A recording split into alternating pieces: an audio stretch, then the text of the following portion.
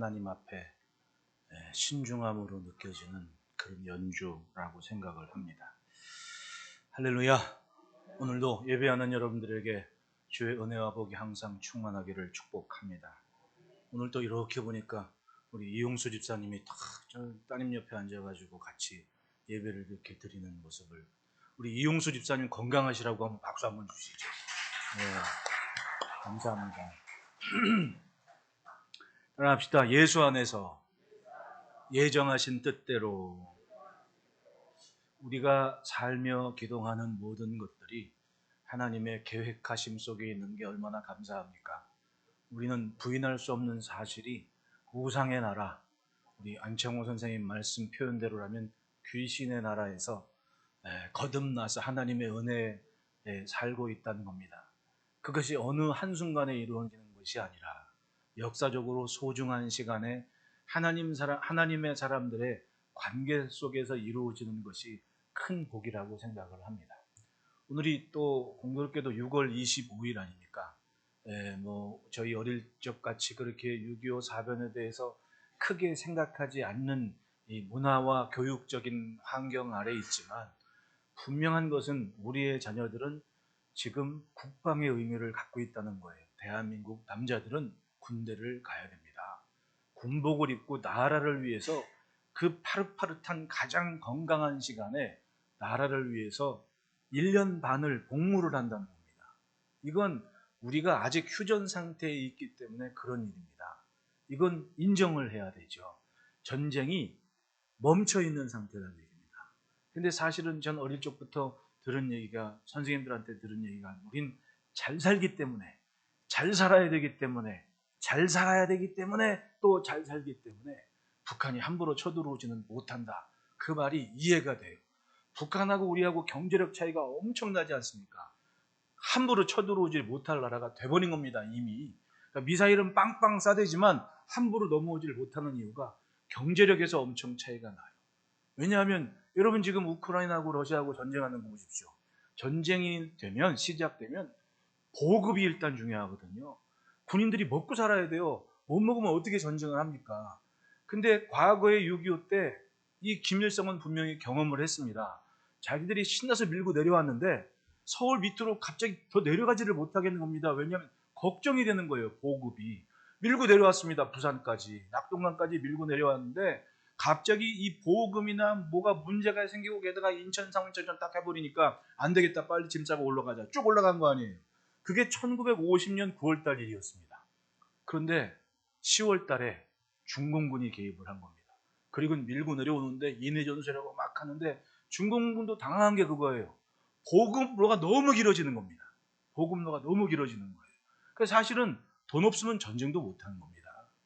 그걸 6.25 때 경험했으니까 갑자기 저 남쪽에 박정희 대통령이 경부고속도로 닦고 부산에 항구 만들고 막 포항제철 생기고, 그러니까 이 경제력에서 차이가 나니까 전쟁을 시작할 엄두가 안 나는 거죠.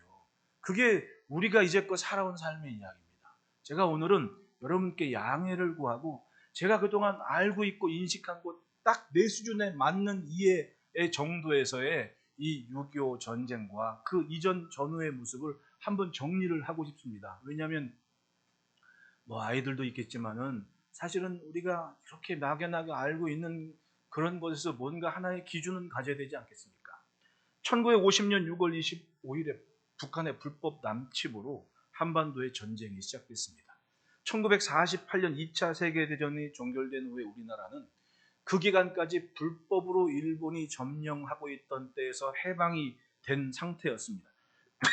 미국과 소련이, 북쪽은 소련, 남쪽은 미국, 이렇게 해서 일본군의 무장 해제와 전후 처리를 명목으로 들어왔습니다. 그때까지 미군의 관점은 뭐냐면 이건 일본이 관할하던 땅이었던 얘기 아닙니까? 그러니까 일본의 무장 해제를 위해서 들어왔기 때문에 주도적으로 일본 경찰이니 군인이 치안을 담당하는 것에 대한 여러 가지 제반 사항이 있었을 겁니다. 그 구체적인 얘기는 크게 강조하지는 않겠습니다. 그런데 38선을 기준으로 남북을 가른 후에 소련은 공산화 통일이 보장되지 않은 어떤 통일 정부 수립도 거부하고 말았습니다. 반영구적인 정치적 분단을 강요했다는 겁니다. 소련이 원한 것은 한반도 전체가 공산화되는 것을 요구를 했던 겁니다. 1947년 중반에 이르러서 밀고 당기를 하다가 미국은 비로소 분단의 고정화라는 기정사실을 바탕으로 해서 한반도의 세력 균형을 보장할 수 있는 새로운 대안을 모색했는데, 그 결과 유엔은 1947년 2차 총회에서 한국 정부 수립을 위한 총선거를 1948년 5월 30일 1일 이전에 한반도 전역에서 치르기로 결의를 했습니다. 그리고 선거 감시단 한국임시위원단을 구성해서 남과 북쪽으로 보냈는데, 소련이 1948년 1월 유엔 한국임시위원단의 북한 출입을 통제를 막아버린 겁니다. 그러니까 들어오지 말란 얘기죠. 자기들은 하여튼 이 소련의 목적은 일단 이 한반도의 공산화였으니까. 1948년 2월 26일에 그 결과 유엔 소총회에서 유엔의 감시가 가능한 지역에서의 선거 실시를 결의를 했습니다. 그래서 유엔의 감시가 가능한 곳, 결국은 남한 땅에서 총선이 실시됐고, 1948년 5월 10일 38도선 이남 지역에서 유엔의 감시의 자유 총선대가 실시가 됐던 겁니다. 그리고 재헌 국회가 구성됐고 1948년 8월 15일에 대한민국 건국이 선포가 되게 됐죠. 여기까지가 이제 6.25 전까지의 상황이었습니다. 재헌 국회가 선포가 되고 대한민국의 선포됨에 따라 북한은 서둘러서 1948년 9월 9일에 흑백 선거, 이렇게 찬성하는 사람 흰, 반대한 사람 백 나오면 죽는 거예요. 흑 나오면 죽는 거예요. 이런 식으로 선거가 돼서 조선민주주의 인민공화국을 선포를 합니다. 그리고 유엔이 아니라 세계가 아니라 공산 제국의 승인을 받은 소련하고 중국이었죠. 그런데 1948년 12월 12일 3차 유엔 총회에서 대한민국 정부만이 한반도에 존재하는 유일한 합법 정부임을 결의를 해버립니다. 그러니까 계속 북한이 예전 김일성 때부터 대화하자 어쩌고저쩌고 해봐야 나라로 인정을 못 받으니까 계속 미국은 우리나라를 중심으로 해서 이제 회의가 되고 회담이 되고 이런 배경이 있었던 겁니다. 그런 상황에서 이미 1949년 북한은 소련과 조소 비밀 군사협정을 체결을 한 거예요. 남한에서는 1949년에 주한미군이 철수를 해버립니다. 일본으로 갔죠. 그러니까 지금 이 남한 땅에는 대한민국 정부는 있는데 합당한 지휘력을 가진 군인이 없었고, 그리고 군사가 부족했고, 물자가 없었고, 그런 상태예요. 북한은 이미 1949년에 소련과 비밀협정에서 무기 공급받고 탱크니 뭐니 막 다 준비를 하고 있었던 겁니다. 그리고 주한미군이 철수한 다음 1950년 6월 25일에 북한은 새벽에 전격적으로 북침을 감행하고 말았습니다. 동부에서 서부까지 일사불란하게 침략을 해왔던 겁니다. 근데 한번 생각을 해보십시오. 1948년 정부가 재헌국회를 했다고 하더라도 그때 당시에 이 땅에 일본이 물러간 이후에 제대로 된 군인이 있었습니까? 제대로 된 지휘관이 있었습니까? 뭐가 있어요? 아무것도 없는 상태예요. 우리는 지금 우리의 수준을 가지고 그때 그 역사를 이해하려면 죽었다 깨어나도 모릅니다. 백선엽 장군의 회고록에 따르면 6.25 전쟁이 발발하고 후에 뒷수습을 한 다음에 전선에 투입된 군사들을 보니까 군복도 없어서 농사 짓는, 여러분 1950년대 사진 한번 찾아보십시오. 한복, 흰저고리 이런 거 입고 그리고 전쟁터에 나가서 소총을 드는 거예요. 총이나 제대로 있었습니까? 그런 군사가 소련한테 무기 지원받고 군복 지원받고 물자 지원받은 군대하고 맞서 싸우는 겁니다. 싸움이 되겠습니까? 쭈쭈쭈쭈 밀려가지고 낙동강까지 갔던 거 아니에요. 그게 1950년 6월부터 8월까지의 이야기였습니다. 불과 두세 달 만에 이 한반도 전역이 부산 낙동강 이북 전부 다 공산당 이 북한군 차지를 해버린 겁니다. 이 김일성이 주춤했던 이유가 일은 버렸는데 물자는 딸리죠. 이러지도 못하고 저러지도 못하게 서울에서 협의한 시간이 있지 않습니까? 그걸 전쟁사에서도 미스터리라고 얘기를 해요. 왜 이 사람이 서울에서 그렇게 일주일 동안 아무것도 안 하고, 그거면 전쟁의 판서가 바뀌었는데 끝날 수도 있는데 이런 생각을 하고 있거든요. 물자도 없지 뭐도 안 되지 뭐가 좀 안 된 겁니다. 하여튼 그 상황에서 메가더 장군이 이제 인천 상륙전 감행하고 낙동강 전선까지 밀렸던 때 탁월한 이 지휘관 하나가 워커 중장 아닙니까? 2차 대전 때 패튼 장군과 함께 전선에 임했던 장군이었습니다. 그 사람이 중장 때 우리나라 와가지고 싸웠는데 낙동강 밑으로 절대로 물리지 않을 거라고 우리나라 사람들을 안심시킨 사람이 그 장군이었습니다. 자기가 권총 빼들고 후퇴하는 사람은 나한테 죽을 줄 알아. 이렇게 얘기한 사람이거든요. 그리고 인천 상륙작전 한 다음에 전선이 점점 위로 올라옵니다. 북한군이 이제 도망치기 바쁜 겁니다. 그리고 그해 9월달 넘어서 어디까지 갑니까? 압록강까지 밀어붙인 거예요. 대단하지 않습니까? 불과 3개월 만에 전선이 압록강까지 올라가 버린 겁니다. 그때 우리나라 대통령은 이젠 완전하게 이 한반도를 자유민주주의를 해야 된다 하면서 막 난리쳤는데 갑자기 그해 1950년 10월 달에 누가 개입을 합니까? 중공군이 개입을 한 거예요. 1950년 6월 25일 이후에 딱 4개월 만에 전쟁 끝나고 한반도가 기가 막히게 아주 전략적인 민주주의의 하나의 메카가 될 수 있는 기회가 됐었는데 갑자기 중공군이 개입을 한 겁니다. 중공군의 인해 전술이라고 중국 군인이 당나라라고 얘기하는데 여러분 그때 당시에 중국 군인들은요, 지휘관들은요 1931년부터 일본군하고 싸웠던 지휘관이에요. 여러분 왜 중국이 우회 전술과 기습이 탁월한지 아세요? 막강한 무기하고 보급로를 갖고 있는 일본하고 맞서 싸우려면 열악한 자기들의 형편에 매복이나 아니면 우회를 할 수밖에 없는 거예요. 그게 중국 지휘관들이 탁월하게 쓴 전법이었거든요. 여러분 상상을 한번 해주십시오. 거기까지 밀려서 올라갔는데 중공군이 개입됐는데 미군이 중공군을 발견을 못하는 겁니다. 왜냐하면 중공군은 그냥 길로 안 와요. 산자락 산 능선을 타고 와요. 그때 당시에 전쟁에 임했던 지휘관들 누구도 군대가 사단이 산 중심에 능선 타고 이동할 줄을 꿈에도 몰랐습니다. 전략에 배운 적이 없는 거예요. 근데 중공군은 그걸 해냅니다. 그러니까 허허벌판을 지나와도 겨울에 공군력에 이제 부족한, 그때 당시에는 중공군도 비행기 조종할 사람이 없어가지고 비행기도 없었고 소련이 비행기를 줘도 못 탔거든요. 그러니까 어떻게든 그냥 보병 가지고 이동을 하는데 할 수 없는 거예요. 흰포 뒤집어 쓰고 미군이 공군이 순찰할 때 안 들키려고 눈밭 산자락에 입을 뒤집고 있는 겁니다. 그리고 밤중에 이동을 해요. 산 능선을 따라서. 그러니까 넋놓고 있다가 미군은 길만 지키고 있는데 산자락을 통해 이동한 군인들이 갑자기 뒤에서 오는 겁니다. 그래가지고 시작된 게 145태양이에요. 미군이 전선이 밀리기 시작합니다.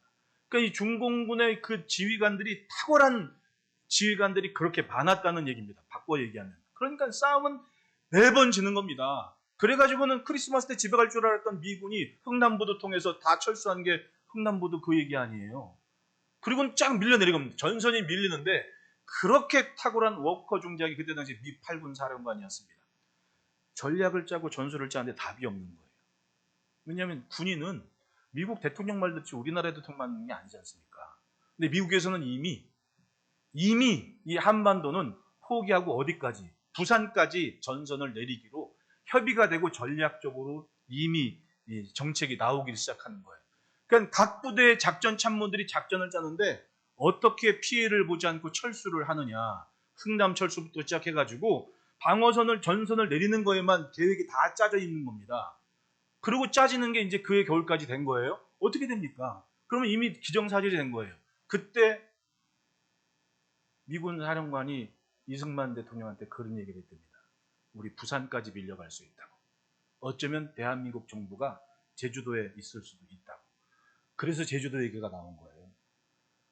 그리고 전선이 밀리고 막 밀리는데 그때 참 이걸 뭐라고 얘기되는지 모르지만은 이 책을 읽다 보니까 그해 12월에 워커 중장이 아들이 이제 전선은 이미 전략은 다 세워진 겁니다. 철수 작전으로. 모든 참모들이 작전 올라가는 게 방어선 물리는 거, 철수하는 거. 근데 그 작전의 주도적인 역할을 한 사람이 워커 중장이었거든요. 네? 워커예요. 우리 집 앞에 그 순직비 있지 않습니까? 그 바로 뒷골목에서 돌아가셨는데 그 작전을 이 사람들이니까 어떻게 중공에 대해서 맞서 싸울 그런, 왜냐하면 여기도 있고 저기도 있고 지도를 보니까 전부 다 빨간 깃발 꽂아 있으니까 도무지 작전이 설 수 없는 겁니다. 그래가지고는 할 수 없이 철수작전을 세웠던 거예요. 어쩔 수 없이. 근데 그분이 그 작전을 펼치는 과정 중에 12월 달인가 도봉역 앞에 그 골목에서 아들이 의정부 사단에서 근무 중입니다. 아들 만나러 가다가 트럭하고 정면 충돌해서 돌아가셨거든요. 순직하셨죠. 참 남의 나라 와서 진짜 아까운 영웅이 저는 지금도 생각하거든요. 근데 그분이 그렇게 돌아가신 순간 이 작전에 문제가 생깁니다. 그때 맥아더가 본국에다 요청을 한 거예요. 육군본부 작전 맡고 있는 리즈웨이 중장을 미8군 사령관으로 보내달라. 그러니까 이 리즈웨이 중장은 그때 당시에 쉽게 말하면 라인이었죠. 맥아더 라인이 아니었던 거예요. 맥아더 라인은 패튼, 워커함 좀 이런 사람인데 이 리즈웨이는 이 명령권자가 대통령인 거예요. 무조건 미합중국, 그러니까 말끝마다 미합중국의 명령에 따라 이거 강조하는 사람이거든요. 그러니까 전선에서 후퇴를 할 때 그때 당시 지휘관 위치까지 파악하는 사람이 이 사람. 왜냐하면 지휘관이 그만큼 중요하다고 생각을 하는 분이거든요. 그러니까 이분이 여러분 사성 장군인데 저 가슴에 뭐가 달려 있습니까? 수류탄이 있잖아요. 수류탄. 세계에 그 내노라는 장군들이 그렇게 많아도 장군들은요 일단 스포트라이트 받고 맥아더 그러면 뭐예요? 맥아더니 패턴이니 다 자기들 그 전담 사진사들한테 딱 뭐 15도 밑에서 찍어 막 이러면서 사진 받는 거 중요하게 생각하거든요. 어디 장군이 수류탄 달고 있어요? 모양 빠지게. 근데 이 사람은 사성 장군인데도 수류탄 가슴에 달고 있었습니다. 나는 군인이다. 뼛속까지 군인. 명령에 죽고 산다 하는 사람이 온 겁니다. 맥아더가 그 사람을 달라 그런 거예요. 근데 이 사람이 굉장히 지혜로운 분이었습니다. 자기가 전선을 딱 파악하니까 이미 한국의 이 한반도의 전략은 전부 방어, 철수. 근데 이 사람은요 공격적인 사람이거든요. 2차 대전 당시에 연합군 공수부대를 제일 처음 운영하신 분이 이 양반이에요. 그러니까 작전력이 굉장히 탁월하니까 이 사람은 이 작전이 마음에 안 드는 겁니다. 방어니 철수니. 그러니까 먼저 한반도에 우리나라 부산으로 오기 전에 일본으로 가요. 맥아더를 만나서 단판을 짓습니다. 내가 만약에 공세의 틈을 볼 수 있을 경우에 한반도에 있는 연합군 병력을 내 마음대로 운영할 수 있는 전권을 달라. 그럼 내가 가겠다. 그랬더니 맥아더가 미8군은 당신 거요라고 얘기를 했대요. 그리고는 온 겁니다. 그리고 와서 작전을 딱 세우는데 그때 당시에 작전 참모가 내내 워커 중장 때부터 미 연합군에서 유엔군에서 세운 방어 전략에 대해서 어디로 가고 이렇게 얘기하니까 당신 해임. 그 다음에 자기 작전 참모 만져가지고 다시 만들어 작전 계획. 그 다음부터는 공세가 바뀌는 겁니다. 그때 이분이 뭘 했냐면 여기도 중공군이다 저기 이 말을 듣지 말고 수색대 보내. 정찰대를 보내. 그리고 정찰대가 확인한 곳에서만 붉은 깃발을 지도측에 그려. 그랬더니 빨간 깃발이 확 줄어들더라는 거예요. 중공군이 사용한 게 그거예요. 공산당이 사용한 게 기만전술 아닙니까? 여기도 저기 이런 말 저런 말 막 그냥 식당에서 밥 먹고 떠들면서 얘기하는 일을 다 옮겨갔다니까 발 없는 말이 천리를 간다고 그걸 기가 막히게 잘 쓴 사람이에요. 그러니까 멀쩡히 여기도 저공군 저기도 중공군 지도책에서 그냥 그 말만 듣고 빨간색 딱 표시하니까 쓸데없이 빨간 깃발이 많더라는 거예요. 그러니까 정찰병을 보내서 눈으로 확인을 하고 네 눈에 중공군이 보이면 그때 보고를 해. 그리고 행정병은 보고가 들어왔을 때 있다고 눈으로 확인한 곳에서만 깃발 꽂아. 그랬더니 지도책이 밝아지는 겁니다. 그러니까 틈이 보이더라는 거예요. 그리고 나서 전선이 갑자기 다시 올라오기 시작합니다. 그때 당시에 벤플렉 같은 장군은 어디에? 제주도에서 신병 훈련소를 만들었습니다. 세상 역사에 전쟁 중에 군대를 훈련시켜야만 하는 나라가 우리나라였어요. 바꿔 말하면 군인이 있었습니까? 없었습니까? 아무것도 없었던 나라예요. 물자도 없었고 사람도 없었고 그냥 넋놓고 있다가 나라 뺏기게 됐다니까요. 근데 저 양반이 갑자기 와가지고 전략 수정한 다음에 틈이 보이면서 여기저기 중공군을 괴롭히기 시작하는데 그 처음이 지평리 전투였던 겁니다. 지평리 전투.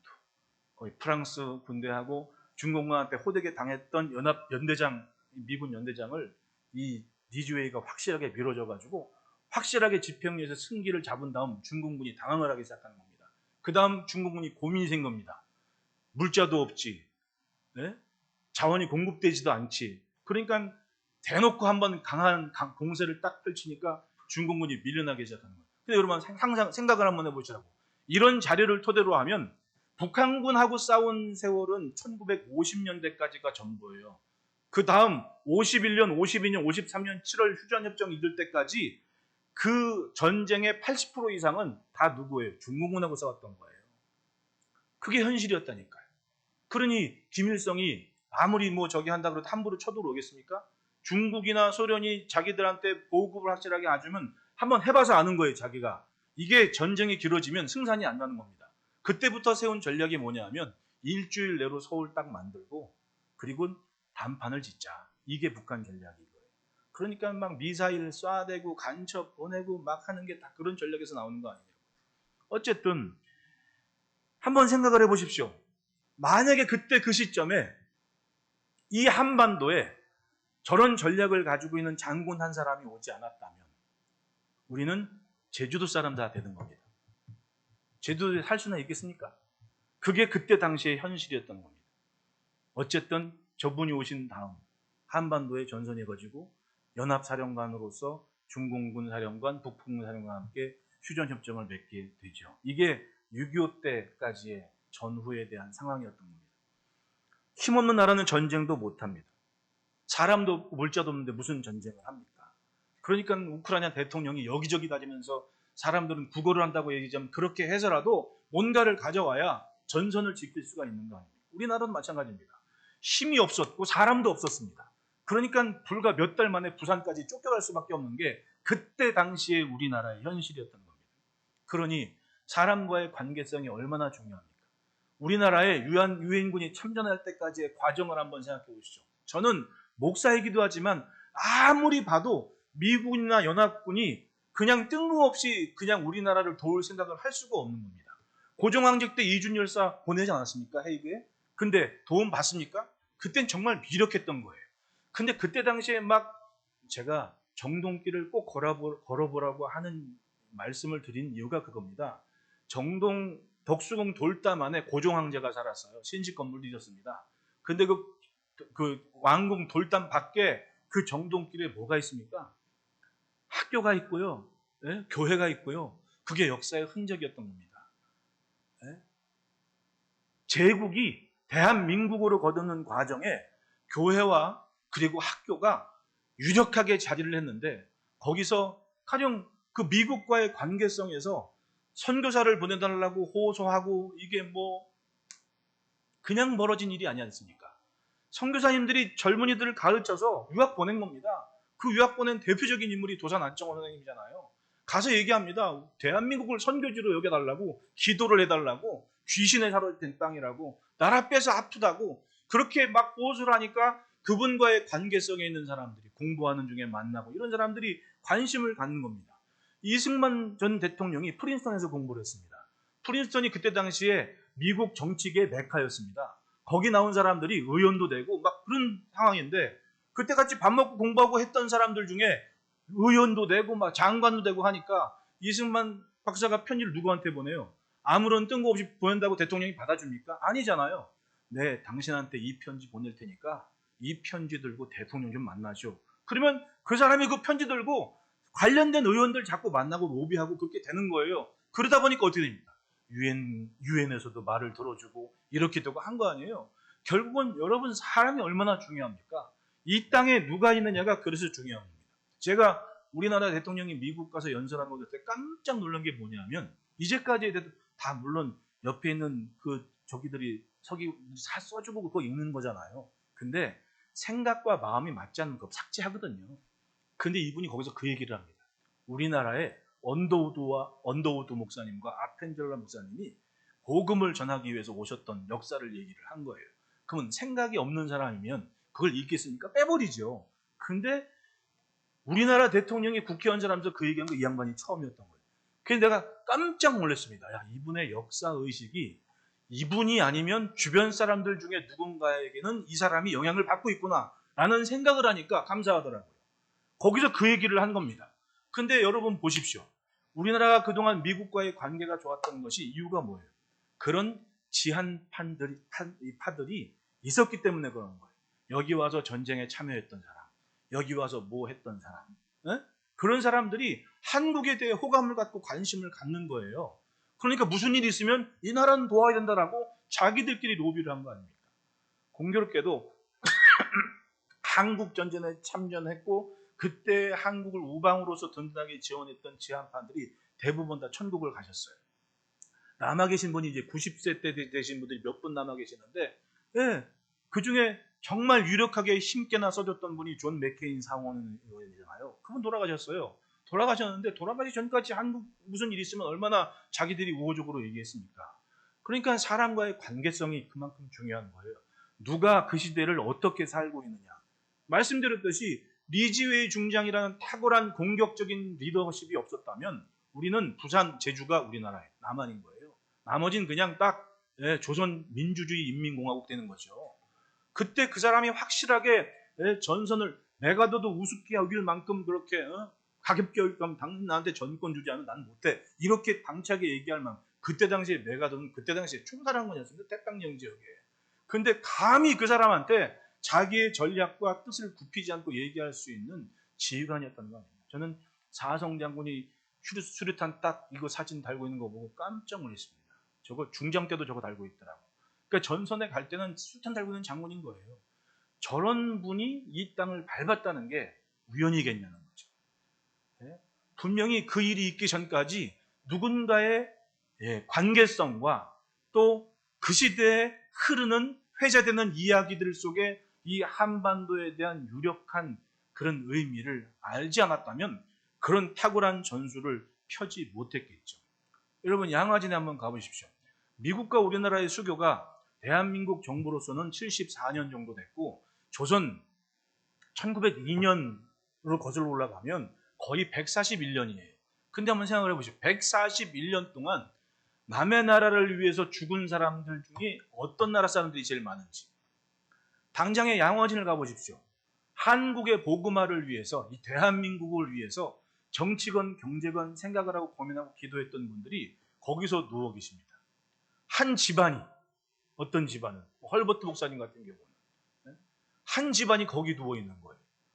그럼 여러분 우리가 주변 내에 있는 가까운 나라 중에 참 우리 선교사님들이 와가지고 세계를 얘기하니까 내 나라뿐이 얘기를 못했다고. 다 중국, 러시아, 일본 끝이잖아요. 딴 데는 가보지를 못했으니까. 오죽했으면 지도책을 만들었겠냐고요. 야, 사실은 세계는 이거야. 라고 선교사님들이 가르친 겁니다. 세계를 향해서 눈을 띄워주신 분들이죠. 그리고 죽어주신 분들이에요. 그게 미국과 우리나라의 관계였다니까요. 그럼 141년 동안 그 어간에, 아니 근대사의 100년 동안 우리나라를 위해 죽은 인물을 가지고 영향력을 끼친 사람을 가진 나라가 몇 개 나라가 되겠어요? 그 가장 큰 나라가 미국이었다니까. 그게 관계성이라는 거예요. 여러분, 관계의 정립이 그래서 중요한 겁니다. 우리나라는요, 이젠 더 이상 이 국가의 위상이 주변 나라들 눈치 보고 이렇게 할 때가 아니에요. 이 포지션이라는 게 있지 않습니까? 포지션. 그러니까 전에는 고만고만했을 때는 여기도 눈치 봐야 되고 저기도 눈치 봐야 되고 그래야 살았어요. 근데 여러분 잘 생각해 보시라고. 직장생활이건 사업이건 포지션이 높아짐에 따라서 뭘 잘해야 돼요? 결정할 일이 많아지잖아요. 선택을 해야 됩니다. 확실하게 결정을 해서 뭔가 나를 바라보는 나와 함께한 사람들과의 방향이 안전하고 가장 좋은 선택을 할 수 있는 결정을 하는 거예요. 그러니까 전쟁에서도 장군이 힘든 게 뭐예요? 일반 사병들은 꿈에 죽었다 깨어나도 모르는 것을 장군들은 보고 있거든요. 장군들 두 분한테 물어봤습니다. 뭐가 제일 힘들어요? 나는 결정하는 일이 힘들었다. 어깨에 있는 별만큼 결정하는 게 힘들다. 그 결정이 생과사를 결정하거든요. 근데 어느덧 우리나라는 포지션이 그만큼 올라간 거예요. 제가 보기에 지금 이 20대, 30대, 지금 20대에 있는 친구들이 한 30대나 40대가 됐을 때는 국가의 위상이 지금보다도 훨씬 더 월등하리라고 생각하면 좀 기도를 하거든요. 진짜로. 왜냐하면 제가 경험한 게 뭐냐면 2002년도에 처음 제가 해외를 나갔는데 그때 우리나라 여권 가지고 갔을 때 나를 태국 노무자 취급을 하더라고요. 암스테르담에서. 근데 지금 2020년도 넘어서 여권을 가지고 딱 나가면요. 우리나라 것만 다시 안내해줘요. 이미그레이션에서. 그건 뭐냐면 우리나라 여권의 위상이 그만큼 높아졌다는 거 아닙니까? 그리고 신뢰가 간다는 거 아니에요. 불과 20년 상관에 이렇게 나라의 위상이 달라진 겁니다. 20년 전에는 이 나라도 눈치 봐야 되고 저 나라도 눈치를 봐야지 우리가 살았습니다. 근데 여러분, 꼭 필요한 사람이면 남의 눈치 안 봐요. 안 그래요? 주변에서 오히려 나를 어렵게 여기지. 그러지 않나요? 옆에 사람 이추만 쳐다보십시오. 보통 사람들이 아니라니까요. 남들이 나를 눈치 보게 만들 수 있는 가능성이 충분히 있는 분들이에요. 왜냐하면 하나님을 존중하는 신앙의 일단 뿌리가 박혔으니까. 그러니까 지금 우리나라는요, 앞으로 세워질 지도자들은요, 그걸 잘해야 되는 거예요. 이 눈치 보고 저 눈치 본 게 아니라, 과연 이 민족의 미래를 위해서 어떤 것을 결정해야 되는지, 여기에 대한 탁월한 해안을 가진 지도자가 있어야만 향후 50년, 100년을 우리는 보장받을 수가 있는 거죠. 사람 하나가 그만큼 중요한 거예요. 왜냐하면 이미 우리나라의 위상은 그만큼 달라진 거예요. 6.25 당시에 166개국인가 160 몇 개 나라에서 끝에서 두 번째가 우리나라였습니다.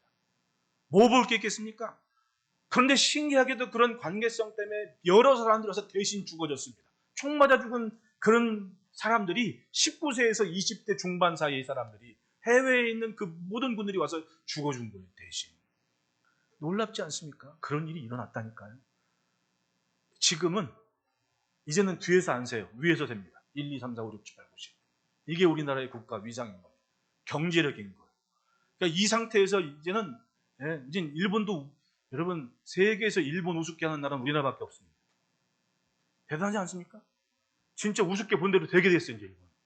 신기한 나라입니다, 우리나라는. 이 38선 북쪽하고 남쪽하고 비교를 한번 해보세요. 경제 규모나, 그러니까 함부로 내려오지를 못하는 겁니다. 왜냐하면 얼마나 자원이 풍부한 나라가 됐는지. 여러분, 우리나라 군인들은요, 옷 빨아서 안 입어요. 네? 군대에서 팬티를 딱 주잖아요? 앞으로 3일, 뒤로 3일, 그리고 버려요. 안 믿어지죠. 군대에서 양말 국방색 딱 주잖아요? 딱 보고 앞으로 신고 뒤로 신고 버려요. 아, 이거 못 신겠다. 엄마한테 전화해. 엄마, 테니스 양말 좀 사와. 그럼 간다. 이게 우리나라 군인 수준이란 말이에요. 보급품이 막 넘쳐나는 겁니다. 네? 우리 일종계에 계신 우리 유재중 군은 어떻게 생각하십니까? 우리나라 보급 수준에 대해서 굉장하지 않습니까? 먹는 것도 기가 막히게, 해군은요 또 먹는 거 거의 호텔급으로 먹어요. 배 위에서는. 이게 우리나라인데 감히 어떻게 내려오겠냐. 못 내려오니까 허구한 날 막 미사일 빵빵 쏘고 떠들고 지금 그거 하는 거예요.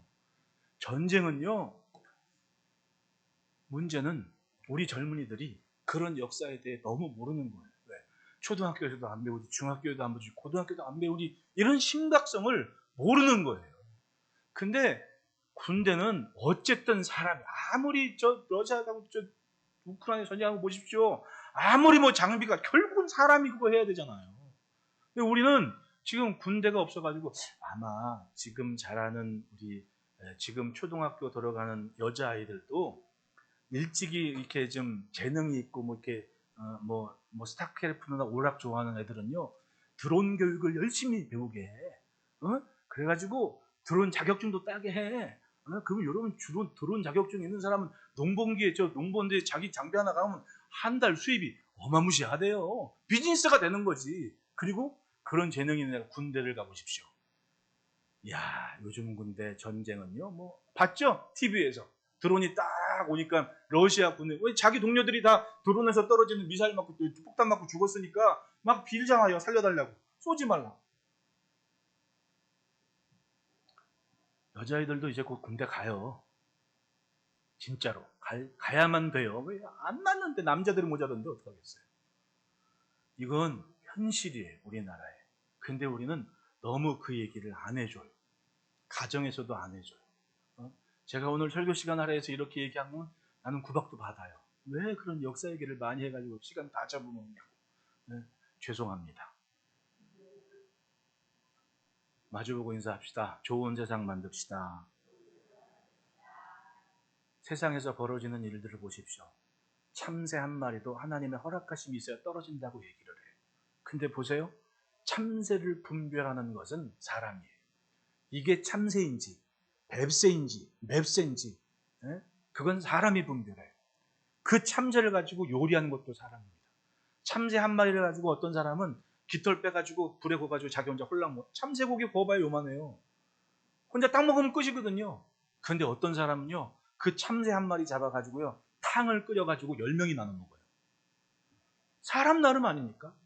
이 땅에 어떤 사람이 사느냐가 땅이 사람을 대하는 모습이라고 성경은 분명히 말씀을 해요.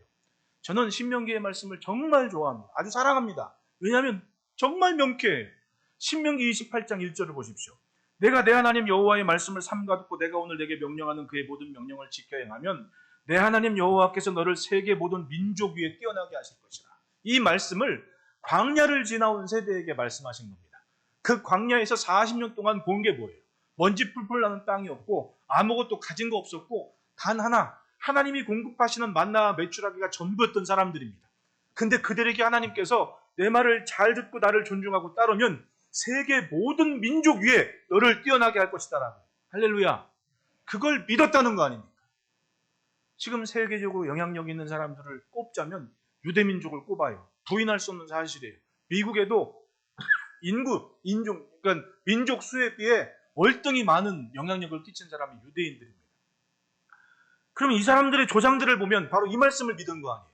너를 세계 모든 민족 위에 뛰어나게 하실 것이라는 말씀을 믿고 그렇게 살아냈기 때문에 그 열매가 있는 거예요. 그럼 우리가 오늘 하나님을 신뢰하는 믿는 믿음을 가지고 살면 신명기에 뭐라고 해요? 1000대까지 복을 주신다고 하지 않습니까?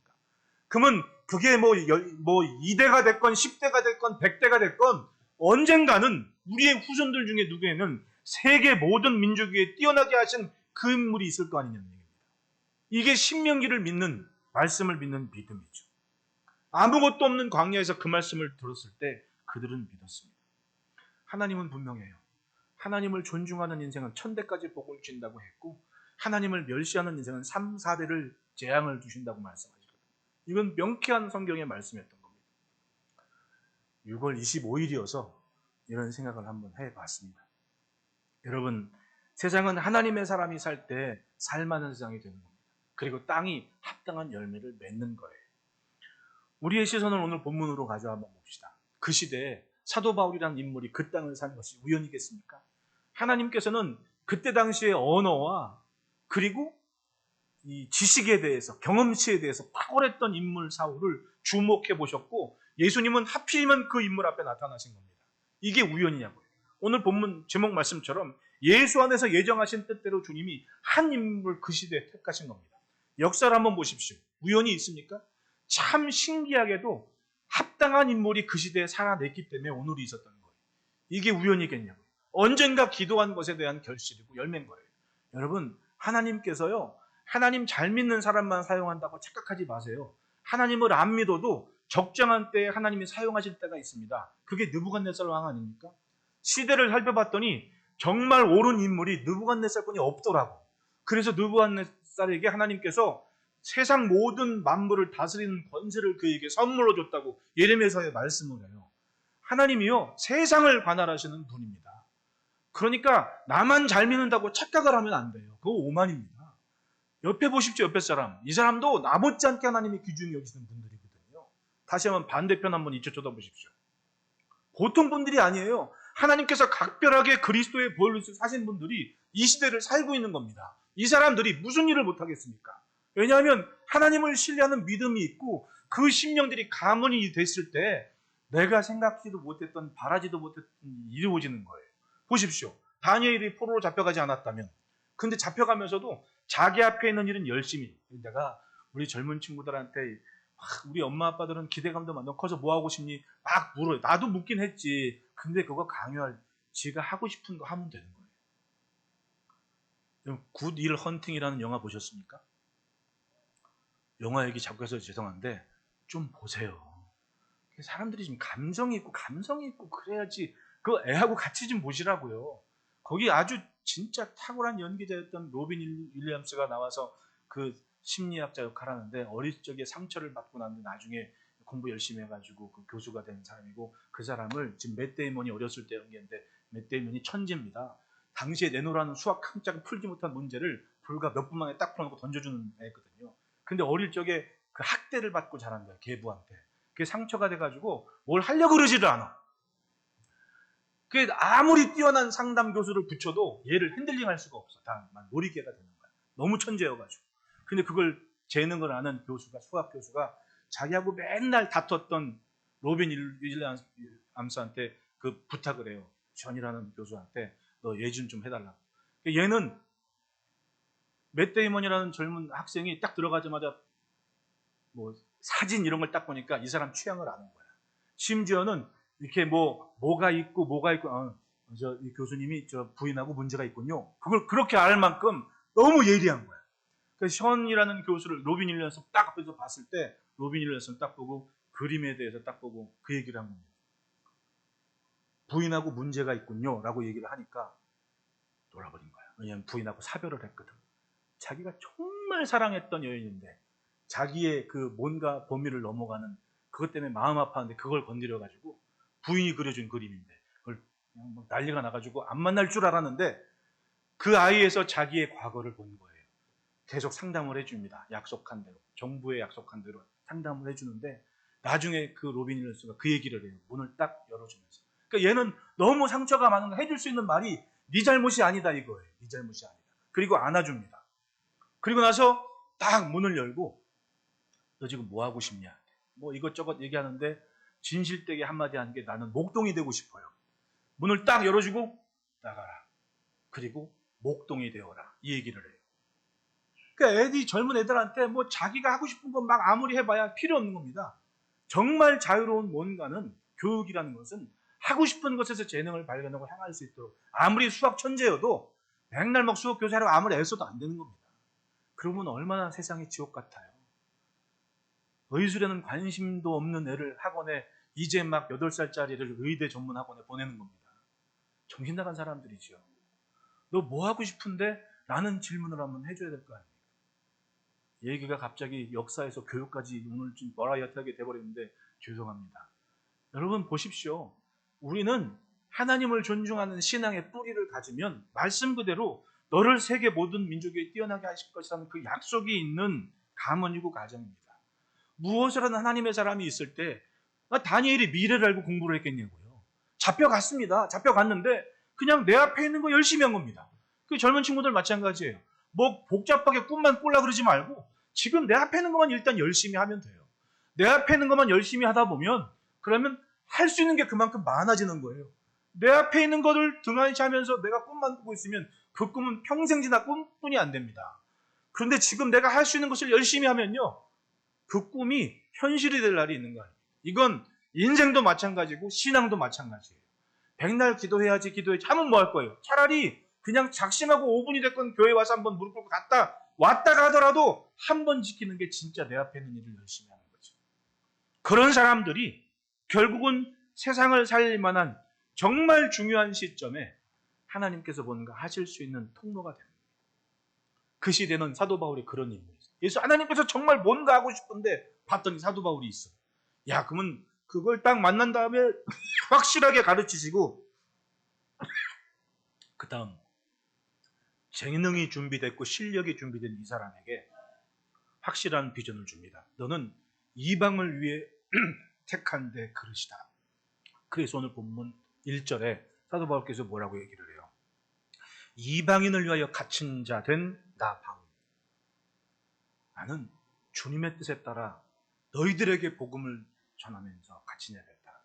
그리고 설명하는데 이건 감추었던 비밀을 하나님께서 너희에게 알게 하시는 거다.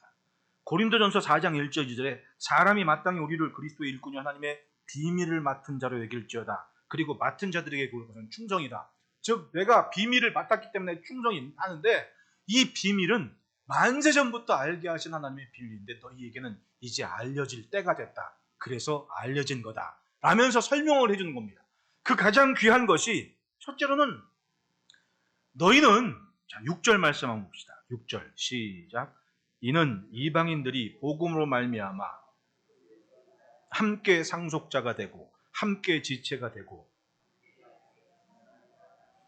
너희가 그리스도와 함께 그리스도 안에서 저 유대인들 자랑 많은 유대인들과 함께 같이 상속자가 된 거야 라고 얘기를 해줍니다. 복음이 하나님 나라는 유대인과 이방인을 차별하는 것이 아니라 그리스도 안에서 함께 상속자가 된 거. 그리고 앞으로 이루어질 일에 대해서 한 지체로서 함께 약속의 유업에 참여한 자가 된 거다라고 설명을 해주는 거예요. 그러니 이분께서 그 시대를 살면서 주님을 만났을 때 그 비밀을 깨달아서 그것을 선포하고 다니는 모습을 한번 상상해 보십시오. 감옥에 갇혀 있지만 하나님께서 하고 싶은 게 뭔 줄 알고 거기에 당신의 일생을 드린 겁니다. 그리고 소아시아 지도가 어떻게 달라집니까? 계시록에 보면 소아시아 지역의 7교회를 얘기를 해요. 그런데 그 7교회를 거슬러 올라가서 이 사도 바울의 시점에서 볼 때는 아직 신앙이 견고하게 세워지지 않을 시점에 사도께서는 그들을 위해서 편지를 쓰고 교육을 시키고 전도를 하고 말씀을 전하면서 그들의 신앙의 기반을 다져준 거 아닙니까? 그리고 그 사람들은 함께 그 시대의 고난과 환난과 어려움들을 이겨내고 시대의 교회를 일궈냈던 거예요. 할렐루야. 하나님께서 살게 하시는 데는 다 이유가 있는 겁니다. 자녀를 위한 축복에서도 그걸 빼놓지 마십시오. 하나님 말씀 듣고 잘 지켜 행하는 사람은 세계 모든 민족 위에 뛰어나게 하신다고 그러지 않습니까? 여러분, 우리는 아직 멀었어요. 아직 세계 모든 민족 위에 뛰어난 인물이 더 나와야 돼요. 여러분, 한번 상상을 해보십시오. 저는 반기문 씨 유엔 사무총장 할 때 울었어요. 왜냐하면, 도대체 그렇게 어린 시절에 막 말로만 듣던 그 자리에 우리나라 사람이 사무총장, 여러분, 유엔 사무총장 하면요, 어지간한 대통령보다 더 대우받아요. 그 사람이 어디 가면요, 비행기 하나로 스텝이 따라와요. 대통령보다 더 하죠. 근데 그걸 우리나라 사람이 했다는 거요, 굉장히 큰 영광인 겁니다. 사무총장에 요즘 유엔은 돈 많이 내는 사람이 장땡이라고 돈 많은 사람 옛날에 안 그랬거든요. 그러니까 우리나라의 국가의 위상이 그만큼 달라진 거 아닙니까? 그런 사람이 있는 거예요. 그러니까 앞으로 지금도 유엔에 뜻정하고 가신 분들이 많아요. 그분들이 막 국장도 하고 WHO니 뭐니 들은 많거든요. 여러분, 그런 걸 알고 주변 사람들에게 영향을 받고 도전했던 사람이 있다는 게 얼마나 감사해요. 1950년대 꾸질꾸질한 흰색 저고리 입고 낯들고 전쟁에 나갔던 사람들입니다. 근데 불과 70년 만에, 아니 50년도 채 안 돼서 기가 막힌 성장과 번영을 일궈냈습니다. 세계 모든 민족에 뛰어나게 하실 것이라는 이 약속은 나는 아직도 멀었다고 생각해요. 그러니 그 약속이 정말 빛을 발할 시점에는 우리의 자녀들이 있다는 걸 왜 못 믿겠습니까? 믿으시기를 축원합니다. 그러니까 축복 기도하고 같이 기도하고 예배하고 어딜 가서도 이 뿌리가 무엇인지 알만한 책임은 바로 우리들에게 있는 거예요. 주저없이 축복하시고 더 멋진 기도가 삶 가운데 있기를 축원합니다. 사도 바울은 그 시대에 그 역할을 감당하셨던 분입니다. 우리나라 역사에는 가만히 생각해보니 리지의 중년 같은 분이 이 땅을 밟았기 때문에 전세가 역전되는 기가 막힌 은혜도 있었습니다. 살다 보면 하나님은 하나님의 사람을, 아니 세상에 있는 사람을 꼭 사용하시는 거예요. 그 하나님께 딱 붙잡혀서 쓰임받는 것이 나와 내 가족이 되지 말라는 법이 있습니까? 그러니 여러분, 기도하거들랑 소원이 있거들랑 더 구체적으로 더 분명하게 멋진 기도를 하며 삽시다. 세상을 조금 더 살만하게 하고 조금 더 윤택하게 하는 그 비밀이 우리에게 시작됐고 우리 안에 담겨져 있습니다. 이 땅을 밝게 하신 데는 이유가 있지 않습니까? 또 한번 물을까요? 여러분, 여기가 좋아요? 천국이 좋아요? 좀 소리가 좀 작긴 하지만 어쨌든 천국이 좋은 걸 아는데 우린 여전히 이 땅에 있지 않습니까? 여러분, 성경은 분명히 하나님은 좋은 것을 그 자녀에게 주신 줄 아신다고 얘기합니다. 근데 왜 나는 여기에 있냐고요? 이 비밀이 우리에게 있는 겁니다. 시대를 살아내는 흔적들이, 그 발자취들이 결국은 하나님께서 하시고 싶은 도구들을 원하시기 때문에 숨겨놓은 거 아닙니까? 언제일 줄 몰라요. 1년 후가 될지 10년 후가 될지 아니면 언제가 될지. 하지만 믿은 약속은 반드시 이루어집니다. 그러니 향후 20년 이내에 여러분 1900 몇 년도에 29년인지 화성에 사람 보낸다면서요. 세상은 정말 많이 바뀌고 있습니다. 정말 많이 바뀌고 있습니다. 이젠 변화의 속도가 굉장히 빠릅니다. 그러니까 여러분 10년 후가 될지 20년 후가 될지 우리나라의 위상도 분명히 2023년도와는 다를 거예요. 그리고 그 시대에 뭔가 결정할 수 있는 자리에 있는 인물이 우리의 자녀가 되지 말란 법도 없지 않습니까? 내 친구 하나는요, 예수 잘 믿는 집사님 하나 만나가지고 현대 자동차 영업사원 중에 그의 탑을 꼽았어요. 왜냐하면 예수 잘 믿는 저 울산에서 공장에서 그 뭐예요 자재과에 있는 과장이 어떤 교회, 그 울산에 있는 어떤 교회 안수 집사님인데, 이 사람 계약 건수에 따라 한 해에 차가 400대가 왔다 갔다 버린대. 근데 교회 안수 집사 아버지가 장로하면서 그렇게 고생 많아가지고 맨날 눈물 흘리고 찔찔 먹고 수학여행, 애들 고등학교 여행 때 수학여행 가는데 350명 중에 수학여행 회비 안 난 애가 자기 딱 하나거든. 자기 아버지가 장로인데. 아빠는 맨날 교회만 가고 있으니까 아주 그냥 이 부득부득하고 그냥 맨날 나쁜 짓 하고 놀아다니고 막 술 먹고 담배 피우고 이런 놈이었거든. 근데 장로님 자식은 어디 가도 장로님 자식이더라고. 결국은 어떤 전사님 만나가지고 회개하고 학생회 시절 정신 차리고 청년부시는 지가 그 교회 안수집사가 돼버렸네. 그리고 교회에서 돈이 없다 그러니까 자기 학생들 15명 데리고 일본으로 성지답사를 가버렸네. 자기가 부장인 돼가지고 돈 없다 그러니까 자기가, 그러니까 그 부인 집사님도 욕은 하지만 그분도 신앙이 좋은 분인가 봐. 친구 목사한테 아유 저 집사 좀 말려주라고 친구면 왜 그랬더니 아니 마이너스 통로 가지고 홀라당 그걸 가버렸다고 15명 데리고 웃으면서. 근데 이 친구가 그렇게 교회를 섬기니까 어찌어찌 하다 보니까 울산에 있는 그 1년에 400대 핸들링하는 집사를 만나게 돼가지고 이 친구를 몰아줘 버린 거예요. 남들이 몇 년에도 못할 거냐 한 방에 딱 끝내버리니까 자기 놀고 먹는다고 하더라고요. 여러분 하나님께서 하시는 일은 참 신기한 일이 많아요. 내가 얼마나 대단한지는 모르지만은 하나님께서 하실 일을 내 생각 안에 가두지 말고 먼저 말씀으로, 신명기의 말씀처럼 하나님께서 정말 중요한 일을 하실 때 그 자리에 있는 인물이 나와 내 자녀가 되기를 소원하시기를 축복합니다. 그리고 기도한다면 그 일은 세계 모든 민족 위에 뛰어나게 하실 것이라는 그 말씀은 우리의 현실이 되는 거예요. 오늘 말씀이 좀 너무 광활하게 했을지라도 역사 교육이었다 생각하시고 기도하실 때 분명한 소원을 품고 하나님의 손길로 쓰임받는 인물과 가정과 가문 되시기를 축복합니다. 기도하겠습니다.